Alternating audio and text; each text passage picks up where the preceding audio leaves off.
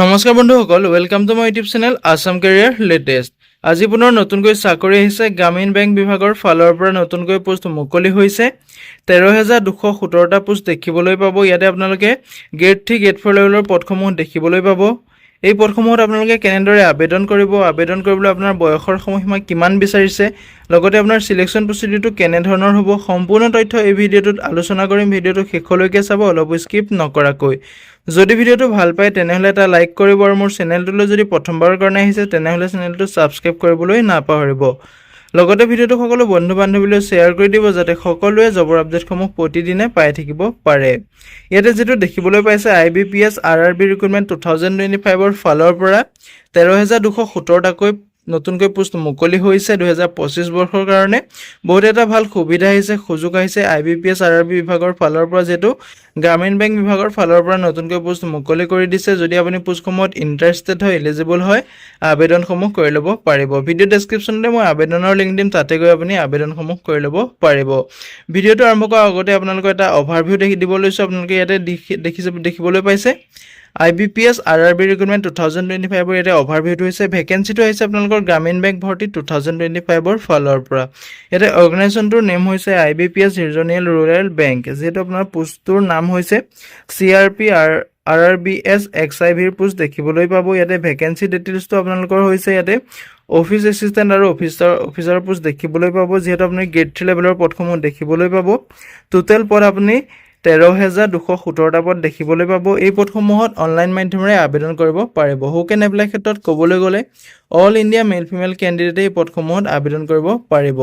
ইয়াতে আপোনালোকৰ বয়সৰ সময়সীমাটো দিয়া আছে। মিনিমাম বয়স আপুনি 18 বছৰৰ পৰা মেক্সিমাম বয়স আপুনি 40 বছৰ বয়সলৈকে আবেদন কৰিব পাৰিব। লগতে আপুনি এজ ইলেকশ্যনসমূহ ল'ব পাৰিব। যদি আপুনি SCৰ বা STৰ কেণ্ডিডেট হয় তেনেহ'লে আপুনি 5 বছৰকৈ এজ ইলেকশ্যন ল'ব পাৰিব। যদি আপুনি OBCৰ কেণ্ডিডেট হয় তেনেহ'লে আপুনি 3 বছৰকৈ এজ ইলেকশ্যন ল'ব পাৰিব।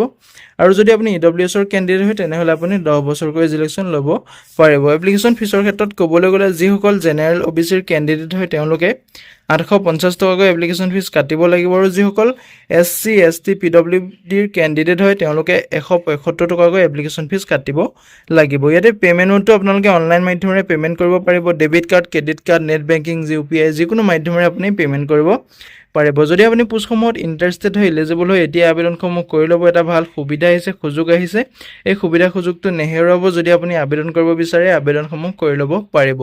যিহেতু মই বাৰে বাৰে কৈছোঁ যে ভিডিঅ' ডেছক্ৰিপশ্যনতে আবেদন কৰাৰ লিংক আছে, তাতে গৈ আপোনালোকে আবেদনসমূহ কৰি ল'ব পাৰিব। যদি আমাৰ থ্ৰু দ্বাৰা আবেদন কৰিব বিচাৰে ডেছক্ৰিপশ্যনতে মই হোৱাটছআপ নাম্বাৰ দিম, তাতে আপোনালোকে মোক এটা মেছেজ কৰিব, হাই হেল্ল' বুলি মেছেজ কৰিব যদি আমাৰ থ্ৰু দ্বাৰা আবেদনটো কৰিব বিচাৰিছে। ইয়াতে আপুনি চিলেকশ্যন প্ৰচেছটো দিয়া আছে। ইয়াতে ফাৰ্ষ্টতে আপোনালোকৰ এটা এক্সাম হ'ব, যিটো আপোনাৰ প্ৰি এণ্ড আৰু মেইন এক্সাম হ'ব। ইণ্টাৰভিউ হ'ব। ইণ্টাৰভিউ পিছতে আপোনালোকৰ ডকুমেণ্ট ভেৰিফিকেশ্যন কৰিব। ডকুমেণ্ট ভেৰিফিকেশ্যনৰ পাছতে আপোনালোকৰ মেৰিট লিষ্টটো মাৰিব। এডুকেশ্যন কোৱালিফিকেশ্যনৰ ক্ষেত্ৰত ক'বলৈ গ'লে এই পদসমূহত আবেদন কৰিবলৈ আপুনি গ্ৰেজুৱেশ্যনটো কৰিব লাগিব, তেতিয়াহে আপুনি এই পদসমূহত আবেদন কৰিব পাৰিব। যদি আপোনাৰ গ্ৰেজুৱেশ্যন কমপ্লিট কৰি থৈছে, BA BSc BCom যিকোনো বিভাগৰ ফালৰ পৰা যদি আপুনি গ্ৰেজুৱেশ্যন কমপ্লিট কৰি থৈছে, তেতিয়া আপুনি পোষ্টসমূহত আবেদন কৰিব পাৰিব। ইম্পৰ্টেণ্ট ডকুমেণ্টসমূহ হৈছে আপোনালোকৰ পাছপৰ্ট চাইজ ফটোগ্ৰাফ লাগিব, ছিগনেচাৰ লাগিব, আধাৰ কাৰ্ড লাগিব, এডুকেশ্যন চাৰ্টিফিকেট লাগিব, কাষ্ট চাৰ্টিফিকেট লাগিব, লগতে আপোনালোকৰ বয়সৰ প্ৰমাণপত্ৰৰ কাৰণে এটা এজ প্ৰুফ দিব লাগিব। এতিয়া হাউ টু এপ্লাই ক্ষেত্ৰত ক'বলৈ গ'লে যদি আপুনি পদসমূহত ইণ্টাৰেষ্টেড হয়, এলিজিবল হয়, যদি আপুনি আবেদন কৰিব বিচাৰে, ভিডিঅ' ডেছক্ৰিপশ্যনতে মই অফিচিয়েল ৱেবছাইট, এডভাৰটাইজমেণ্ট আৰু ডাইৰেক্ট এপ্লাই লিংক দিছোঁ, তাতে গৈ আপুনি আবেদনসমূহ কৰি ল'ব পাৰিব। অনলাইন ষ্টাৰ্ট হৈছিলে আপোনালোকৰ 1 ছেপ্টেম্বৰ তাৰিখৰ পৰা, যিহেতু আবেদন প্ৰক্ৰিয়াটো ষ্টাৰ্ট হৈ গৈছে। লাষ্ট ডেটটো আপোনালোকৰ 21 ছেপ্টেম্বৰ তাৰিখলৈকে আপোনালোকৰ লাষ্ট ডেটটো আছে। যদি আপুনি আবেদন কৰিব বিচাৰে 21 ছেপ্টেম্বৰ তাৰিখলৈকে আপুনি আবেদনসমূহ কৰি থাকিব পাৰিব। আজিলৈ ভিডিঅ'টো ইমানেই আছিলে। যদি ভিডিঅ'টো চাই ভাল পালে এটা লাইক কৰিব, আৰু মোৰ চেনেলটোলৈ যদি প্ৰথমবাৰ কাৰণে আহিছে তেনেহ'লে চেনেলটো ছাবস্ক্ৰাইব কৰিবলৈ নাপাহৰিব। লগতে ভিডিঅ' ডেছক্ৰিপশ্যনত মই হোৱাটছআপ চেনেলৰ লিংক দিছোঁ, তাতে গৈ আপোনালোকে হোৱাটছআপ চেনেলটো ফ'ল' কৰি ল'ব, যাতে প্ৰতিদিনে জবৰ আপডেটসমূহ সকলোতকৈ আগতীয়াকৈ পাই থাকিব পাৰে। লগতে ভিডিঅ'টো সকলো বন্ধু বান্ধৱীলৈ শ্বেয়াৰ কৰি দিব, যাতে সকলোৱে জবৰ আপডেটসমূহ প্ৰতিদিনে পাই থাকিব পাৰে। আজিলৈ ভিডিঅ'টো ইমানেই আছিলে। জয় হিন্দ, জয় অসম।